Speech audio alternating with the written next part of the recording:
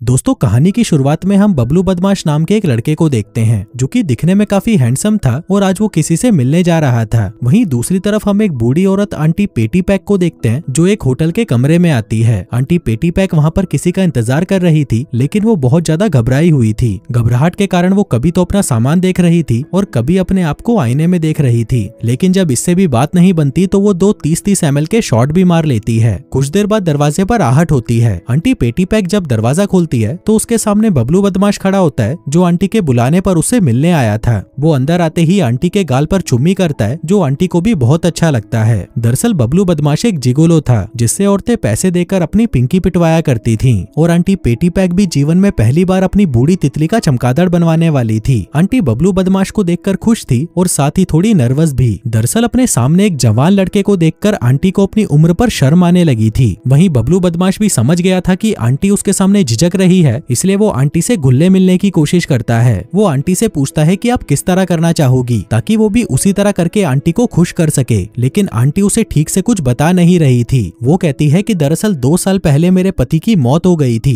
पर मैं तुम्हें बता दूं कि आज तक मैंने अपने पति के साथ कुछ नहीं किया। जब भी वो मेरे करीब आता मैं उसे मना कर देती, जिससे उसका चूहा झाड़ियों में ही छुपकर रह गया और कभी भी वो मेरे बिल में घुस नहीं पाया। दरअसल मुझे कभी मन ही नहीं किया कि मैं ये सब करूं और मेरे अंदर कभी वो करंट ही नहीं दौड़ा जो एक मर्द के छूने से औरत के अंदर दौड़ता है। अब आंटी पेटी पैक की बातों से बबलू बदमाश समझ गया था कि उसे क्या और कैसे करना है, जिसके बाद वो आंटी को पकड़कर चूसने लगता है। लेकिन आंटी अभी भी ये सब करने में झिझक रही थी क्योंकि बबलू बदमाश उससे उम्र में बहुत ज्यादा छोटा था। आगे आंटी बबलू बदमाश से कहती है कि तुम तो यार बहुत ही हैंडसम हो, तुम्हारे लिए तो कोई भी लड़की अपनी कच्छी उतार देगी। तब बबलू बदमाश हंसते हुए उससे पूछता है कि आप क्या करती हो। आंटी कहती है कि मैं एक प्रोफेसर हूँ, मेरे 2 बच्चे हैं जिनको मैंने एक अनाथ आश्रम से अडॉप्ट किया था, लेकिन वो साले दोनों ही मुझे पसंद नहीं करते। अब कुछ देर तक ऐसे ही बातें करने के बाद बबलू बदमाश आंटी को फिर से चूसने लगता है, जिसके बाद आगे का काम करने के लिए वो उसे बेड की तरफ ले जाने लगता है। वहीं आंटी उससे अभी भी बातें करना चाहती थी, लेकिन बबलू बदमाश उसकी बंजर जमीन को गीला करने के लिए उसमें उंगली करने लगता है। अब इससे पहले कि वो और आगे बढ़ता, आंटी उससे पूछती है कि तुम ज्यादा से ज्यादा कितनी उम्र की औरत की पिंकी बजा चुके हो। बबलू बदमाश कहता है कि मैं 82 साल की औरत का भी तबला बजा चुका हूँ, लेकिन उसके अगले ही दिन वो टपक गई क्योंकि वो उसकी आखिरी इच्छा थी। अब ये सुनकर आंटी खुश हो जाती है और कहती है कि मैं तो इसकी आधी उम्र की हूँ। वहीं बबलू बदमाश उसे फिर से गीला करने लगता है, पर तभी आंटी कपड़े बदलने का बहाना लगाकर वहाँ से भाग जाती है। दरअसल वो अभी भी झिझक रही थी, जिसके बाद वो बाथरूम में जाकर कपड़े बदलने लगती है। हम देखते हैं कि उसने खास आज के दिन के लिए नई ड्रेस खरीदी थी।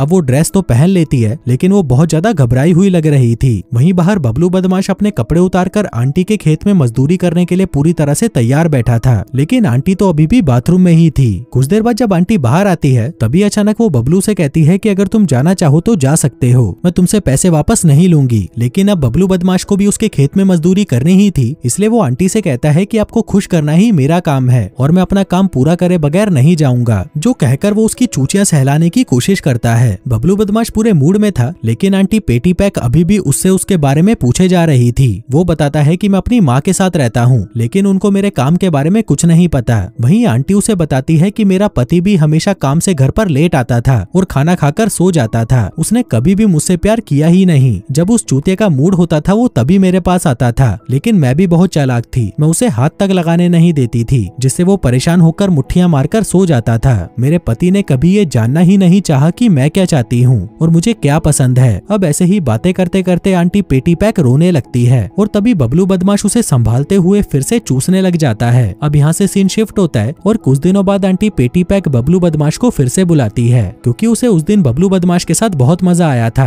हालांकि उस दिन उन दोनों के बीच में कुछ हुआ नहीं था, लेकिन बबलू बदमाश से बातें करके उसे अपना सा फील होने लगा था कि कोई तो है जो उसकी परेशानियां सुन रहा है। आगे आंटी उसे एक लिस्ट निकाल कर देती है जिसमें उसने वो सब कुछ लिखा था जो वो हमेशा से करना चाहती थी। वो बबलू बदमाश को वो लिस्ट पढ़कर सुनाती है ताकि इन सभी चीजों को पूरा करने में वो उसकी मदद कर सके। जिसके बाद वो बबलू बदमाश को बिस्तर पर बिठाकर उसकी बेल्ट खोलने लगती है। वहीं बबलू बदमाश अब गर्म होना शुरू ही हुआ था कि तभी आंटी का फोन बजने लगता है। फोन पर उसकी बेटी थी। वहीं आंटी उससे बात करने में बिजी हो गई थी, जबकि बबलू बदमाश वहाँ शीशे में खुद को देख रहा था। यहाँ पर उसको देखकर हमें पता चलता है कि ये काम उसे बिल्कुल पसंद नहीं, लेकिन पैसों की तंगी के चलते उसे ये काम फिर भी करना पड़ रहा था। वहीं आंटी जल्दी से बात खत्म करके वापस आ जाती है। बबलू बदमाश देखता है कि आंटी थोड़ी परेशान लग रही थी, इसलिए वो अपने फोन पर म्यूजिक चलाकर नाचने लगता है, क्योंकि पिछली बार आंटी ने उसे बताया था कि उसे डांस करना पसंद है। लेकिन उसके पति ने कभी भी उसके साथ डांस नहीं किया, इसलिए बबलू बदमाश उसके साथ डांस करने लगता है, जो आंटी पेटी पैक को भी बेहद अच्छा लगता है। आज आंटी ने पहली बार किसी के साथ डांस किया था, जिसके बाद वो दोनों खूब मस्ती करते हैं। फिर मस्ती करने के बाद आंटी फिर से बबलू से बातें करने लगती है। वो थोड़ा थक गई थी, इसलिए बबलू बदमाश उसे मसाज देने लगता है। वो उसे कहता है कि आपको मुझे लंबे समय के लिए बुक कर लेना चाहिए, शायद मेरे साथ रहकर आपका अकेलापन भी दूर हो जाए। लेकिन आंटी कहती है कि मेरे पास इतने पैसे भी नहीं है कि मैं तुम्हें बार बार बुक कर सकूं।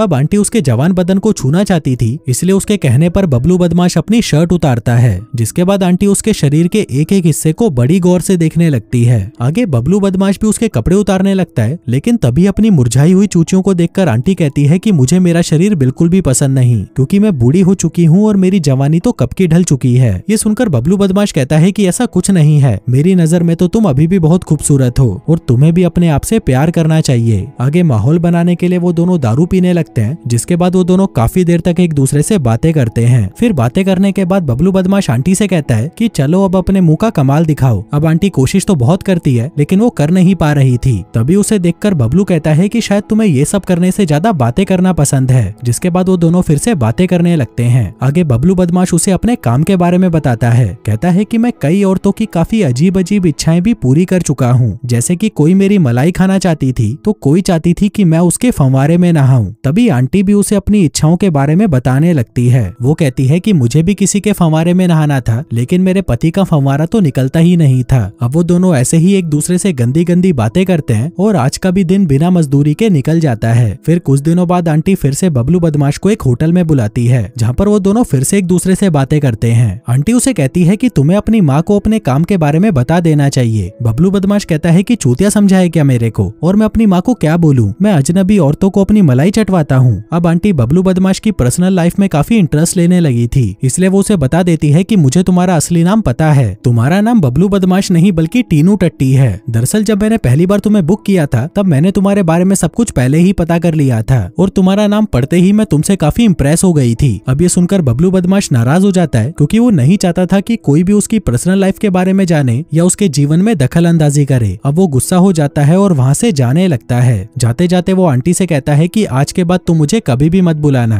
तभी आंटी उसे कहती है पर मैं तो तुमसे फिर से मिलना चाहती हूँ। अब वो जैसे ही जाने लगता है, तब आंटी उसे कहती है कि टीनू टट्टी मत जाओ। अब ये सुनकर वो और गुस्सा हो जाता है। उसका मन तो कर रहा था कि वो अभी इस बुढ़िया को नरक पहुंचा दे, लेकिन फिर वो खुद पर कंट्रोल कर लेता है। वो आंटी से कहता है कि मैं तुझे श्राप देता हूँ कि तेरी गुफा हमेशा बंजर रहेगी और अगर कोई भी मजदूर उसमें मजदूरी करेगा तो उसका हथियार टूट जाएगा। आंटी कहती है कि प्लीज ऐसा मत बोलो। बबलू बदमाश कहता है कि तुम्हें कैसा लगेगा अगर मैं तुम्हारे स्टूडेंट्स को बता दूं कि तुम मुझे पैसे देकर अपनी पिंकी पिटवाना चाहती हो। अब आंटी के पास इसका कोई जवाब नहीं होता, लेकिन फिर भी वो उसे यही कहती है कि हर माँ अपने बच्चे से बहुत प्यार करती है, इसलिए तुम्हें अपनी माँ को सब कुछ बता देना चाहिए। लेकिन यह सुनते ही बबलू बदमाश गुस्से में वहाँ से चला जाता है। वहीं उसके जाने से आंटी काफी दुखी हो जाती है और तभी वो देखती है कि बबलू बदमाश फिर से वापस आ जाता है। दरअसल वो यहाँ पर अपना फोन भूल गया था, इसलिए वो फिर से वापस आया था। वो फोन ढूंढने के बहाने चीजों को इधर उधर फेंकने लगता है और आंटी को अपना गुस्सा दिखाता है। आगे वो रोते रोते आंटी को बताता है कि जब मैं 16 साल का था तब मेरी माँ ने मुझे घर से निकाल दिया था। वो मेरे से बिल्कुल भी प्यार नहीं करती और उस औरत के लिए मैं कब का मर चुका हूँ। जो कहकर वो फिर से अपना फोन ढूंढने लगता है, लेकिन जल्दी ही उसे उसका फोन मिल जाता है। आगे वो आंटी से कहता है कि मैं जल्दी ही तुम्हारे पैसे वापस कर दूंगा। जो कहकर वो वहाँ से चला जाता है। अब ऐसे ही कुछ दिन बीत जाते हैं और फिर एक दिन जब आंटी पेटी पैक एक होटल में बैठी थी, तभी वहाँ पर बबलू बदमाश उससे मिलने आता है। दरअसल आंटी के बार बार गिड़गिड़ाने पर वो उससे मिलने आया था।